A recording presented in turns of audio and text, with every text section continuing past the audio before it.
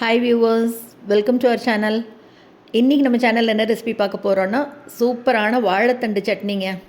ரொம்ப ரொம்ப வித்தியாசமாக அருமையாக இருக்கும் டேஸ்ட்டில். இட்லி, தோசை, சப்பாத்தி, சாதத்தில் கலந்துட்டு எப்படி வேணால் சாப்பிட்லாம். சூப்பரான இந்த ரெசிபி எப்படி பண்ணுறதுன்னு பார்க்குறதுக்கு முன்னால் நம்ம சேனல் இன்னும் சப்ஸ்கிரைப் பண்ணலைன்னா கண்டிப்பாக சப்ஸ்கிரைப் பண்ணிடுங்க. கூடவே பக்கத்தில் இருக்கிற பெல் ஐக்கானில் ஆளுங்கிறத தட்டி விடுங்க. நான் போடுற வீடியோ எல்லாமே உடனுக்குடனே நோட்டிஃபிகேஷனாக வந்துடும். வாங்க இந்த சட்னி எப்படி பண்ணுறதுன்னு பார்க்கலாம். முதல்ல இந்த வாழைத்தண்டு சட்னிக்கு வேணுங்கிறதெல்லாம் பார்த்துக்கலாம்.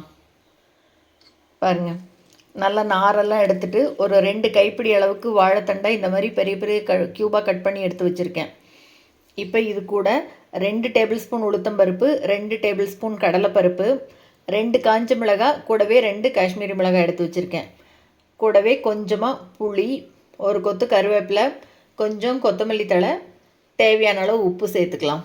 இதுக்கு கூடவே கொஞ்சமாக பெருங்காயம், கட்டி பெருங்காயம் பாருங்கள், க்யூபாகவே இப்படி கிடைக்கிது பாருங்கள், இந்த மாதிரி கிடைக்கிது டிடியில். அதுதான் இன்றைக்கி ஒரு கட்டி எடுத்துக்க போகிறேன்.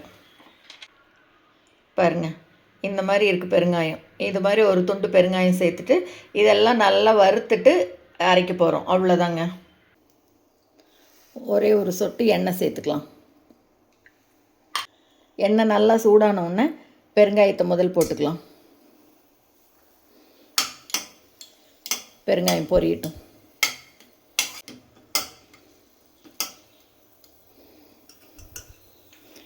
இப்போ இது கூடவே கடலைப்பருப்பு சேர்த்துக்கலாம். அடுத்ததாக உளுத்தம்பருப்பு.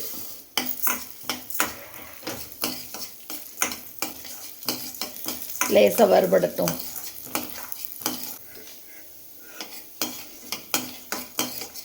பருப்பு ரெண்டும் பாதி வறுபட்டோன்னே இப்போ மிளகாய் சேர்த்துக்கலாம்.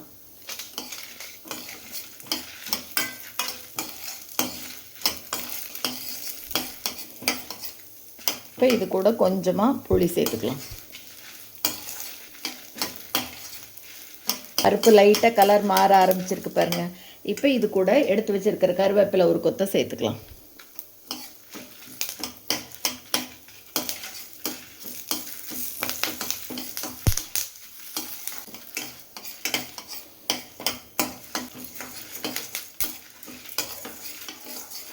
அடுத்ததாக இந்த கொத்தமல்லியும் சேர்த்து லேசாக வதக்கி விட்டுக்கலாம். பருப்பு வறுபட்டதுக்கப்புறமா கொத்தமல்லி கருவேப்பிலை சேர்த்தினா போதும்.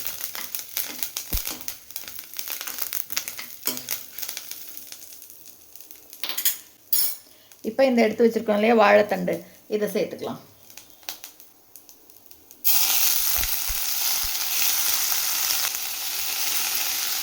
வாழைத்தண்டு சேர்த்தினதுக்கப்புறமா இதுக்கு தேவையான அளவு உப்பு சேர்த்துட்டு நல்லா கலந்து விட்டுடலாம்.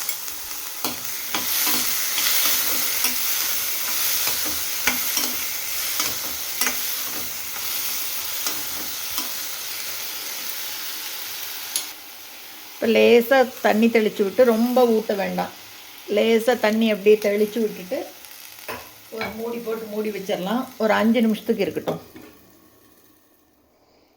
இப்போ ஒரு 5 நிமிஷம் கழித்து திறந்து பார்க்கலாம். தண்டு நல்லா வெந்திருக்கு பாருங்கள்.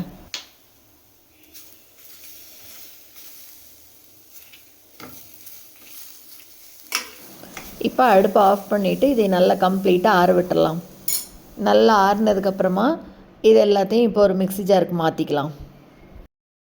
மிக்ஸி ஜாருக்கு மாற்றிட்டு கொஞ்சமாக தண்ணி தெளித்தா போதும். வாழைத்தண்டு முதல்ல நீர்க்காய் தான், அதனால் லேசாக தண்ணி தெளித்து பாருங்கள், இந்த மாதிரி சட்னி பதத்துக்கு அரைச்சிக்கலாம். அவ்வளோதாங்க, சூப்பரான வாழைத்தண்டு சட்னி ரெடி ஆயிடுச்சு. சூப்பரான இந்த ரெசிபியை நீங்களும் செஞ்சு பார்த்துட்டு மறக்காமல் கமெண்ட்டில் சொல்லுங்கள். இந்த வீடியோ உங்களுக்கு பிடிச்சிருந்ததுன்னா லைக் பண்ணுங்கள், ஷேர் பண்ணுங்கள், கமெண்ட் பண்ணுங்கள். மறக்காமல் நம்ம சேனலை சப்ஸ்கிரைப் பண்ணுங்கள். தேங்க்ஸ் ஃபார் வாட்சிங்.